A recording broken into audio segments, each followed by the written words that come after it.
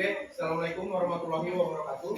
Waalaikumsalam warahmatullahi wabarakatuh. Oke, mungkin satu orang ketua kelas yang mewakili pimpin doa dulu. Sebelum pulang. Sebelum kita memulai pelajaran, marilah kita berdoa menurut kepercayaan masing-masing. Berdoa dimulai.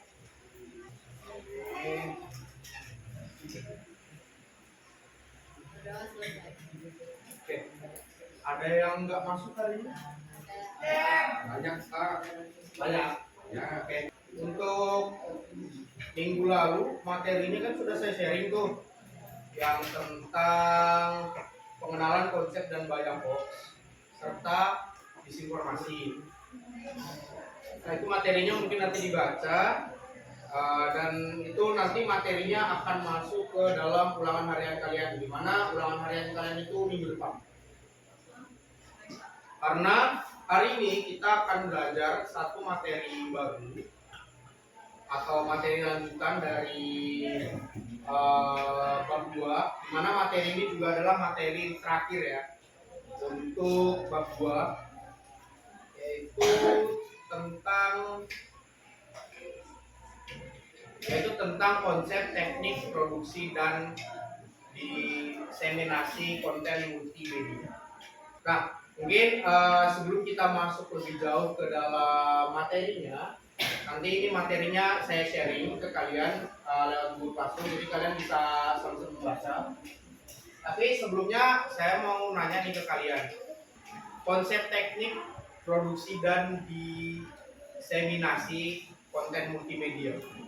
Sebelumnya ada yang tahu nggak di sini multimedia itu apa? Oke, simpelnya gini. Ada yang tahu nggak dalam teknik-teknik untuk membuat suatu kayak misalkan short film ataupun kayak fotografi, terus ada editing dan lain sebagainya, itu biasanya dia akan masuk ke dalam satu konsep yang namanya multimedia. Dia ngambil dari kata multinya. Jadi multi itu kan bisa dijabarkan sebagai hal yang tidak hanya satu, tapi ada banyak tuh. Nah, sama halnya dengan konsep multimedia, di mana dia tidak hanya mencakup satu hal saja.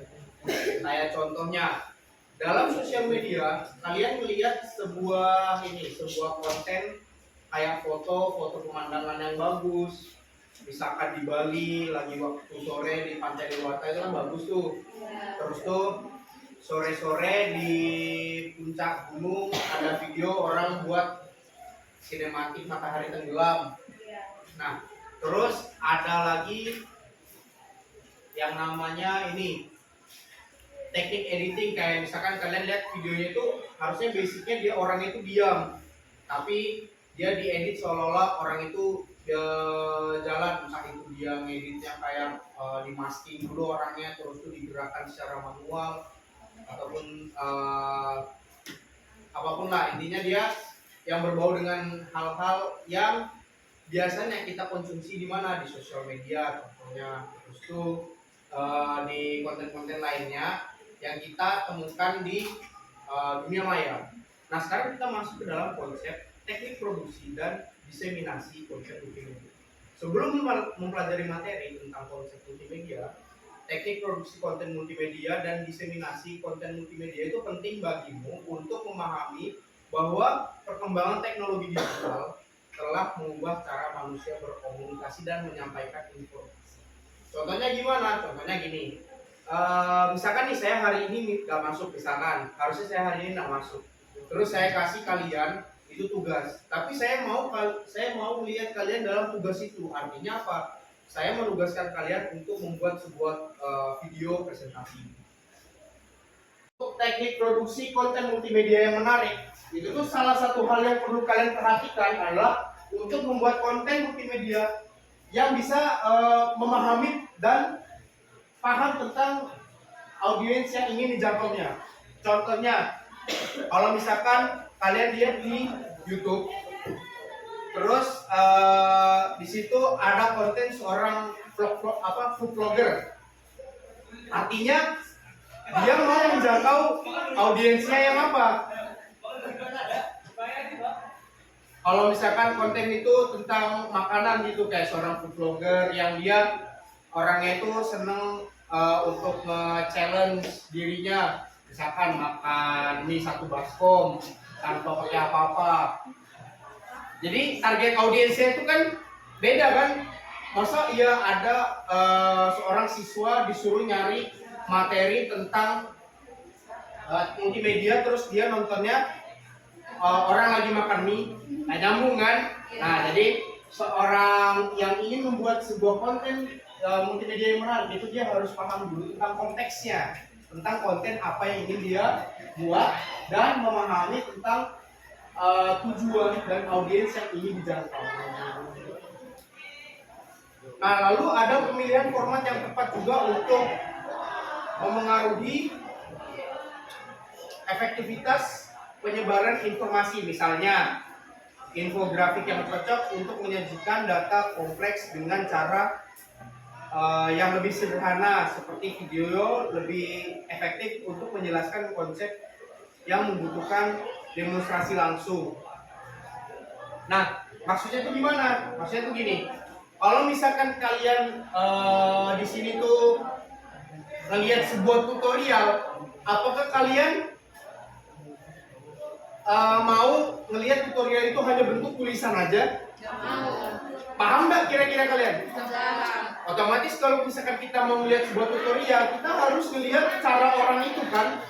Misalkan tutorial memasak, berarti kita nonton orang yang lagi tutorial ini tutorial make up misalkan. Berarti kita melihat orang yang lagi apakah kalau misalkan kita lagi mau masak terus kita nonton tutorial make up itu masuk akal?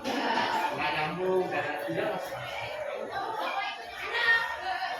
Dan juga konten itu harus memiliki pesan yang jelas dan mudah dipahami. Jangan menggunakan bahasa yang terlalu rumit atau desain yang berlebihan. Nah, maksudnya gimana? Maksudnya gini. Dalam konten kalian, kalau misalkan ditujukan untuk anak-anak muda, kayak seumuran kalian, apakah kalian lebih nyaman untuk ngomong pakai bahasa baku? Kayak contohnya, saya hari ini sedang belajar. Kalau misalkan itu untuk tujuan edukasi mungkin oke lah, fine. Tapi kalau misalkan untuk konteks lain, kayak contohnya kalian ini kan mungkin biasanya suka kayak apa ya, daily vlog di status IG atau status WhatsApp gitu kan. Nah, kalau misalkan kalian ngomong pakai bahasa baku gitu kan, terus dilihat teman-teman kalian kan, kaliannya nanti yang akan kaku ngomongnya. Sehingga apa? Sehingga di sini konten itu juga harus memiliki pesan yang jelas dan mudah dipahami. Kalian cukup pakai bahasa sehari-hari kalian aja tidak masalah, asalkan dia tidak mengandung sebuah kata-kata yang misalkan kotor ataupun yang tidak pantas untuk dikeluarkan di khalayak umum. Gitu. Kalau misalkan kayak gitu berarti kan kurang sopan kan, apalagi saya yang ngajar kan. Jadi kalian tuh pasti juga ada rasa ini kayak nggak nyaman gitu lah, karena saya dengar kalian ngomong seperti itu. Tapi kalau misalkan saya sudah keluar nih, terus kalian ngomong sama teman kalian biasa aja, ya udah ngomong kayak biasa aja kan, pakai bahasa sehari-hari. Terus tuh kalian mau bahas apa aja itu terserah kalian. Jadi konten itu juga harus memiliki pesan yang jelas dan mudah untuk dipahami.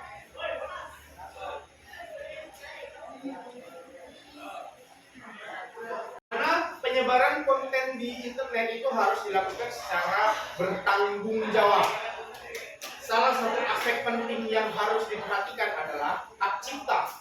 Jangan menggunakan gambar, musik, atau video tanpa izin dari pemilik asli.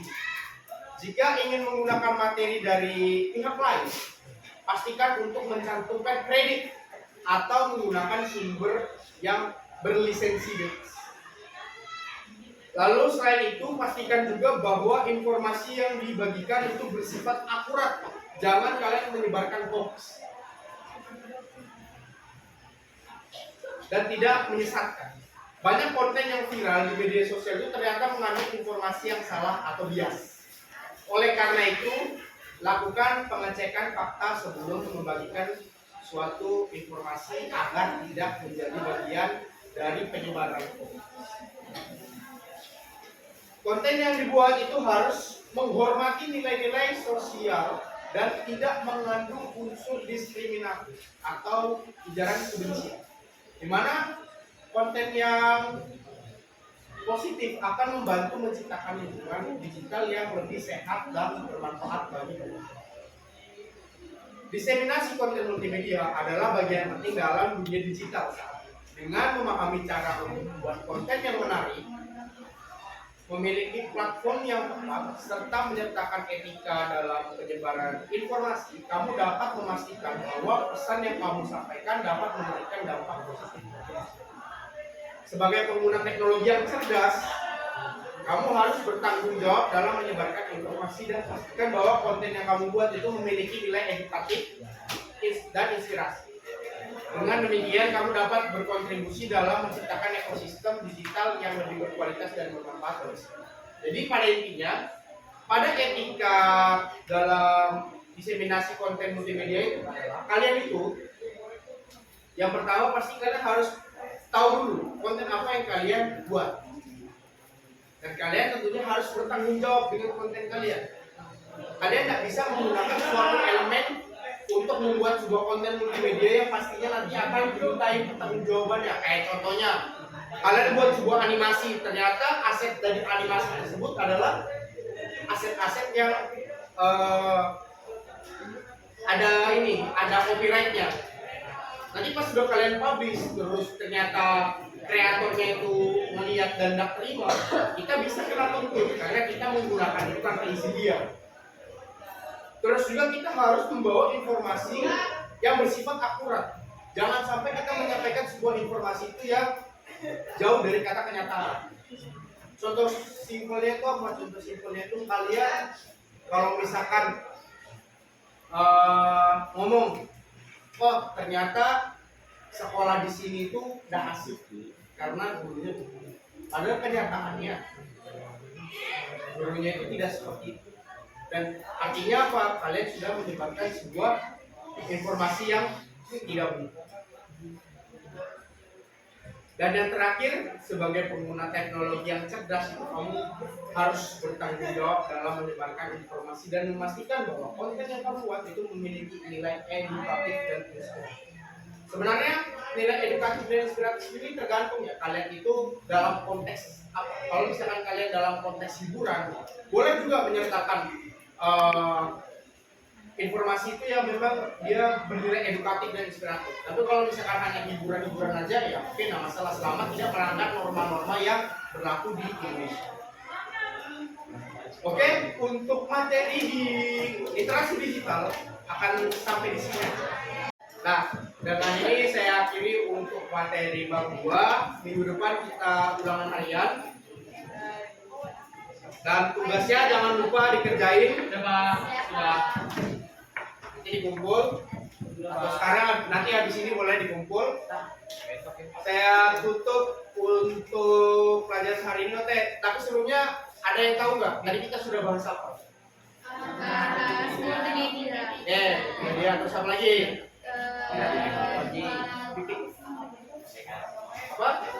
Aplikasi yang sering digunakan biasanya. Terus apa lagi? Apa lagi? Yang terakhir tadi saya bahas apa? Apa?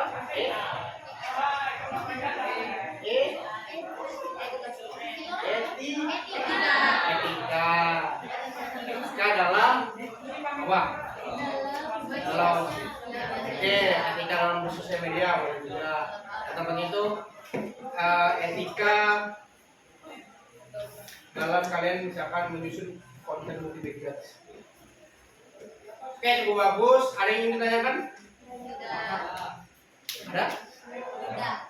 Oke, ada. Saya akhiri untuk pertemuan hari ini. Saya ucapkan terima kasih semuanya. Saya akhiri. Wassalamualaikum warahmatullahi wabarakatuh. Waalaikumsalam warahmatullahi wabarakatuh.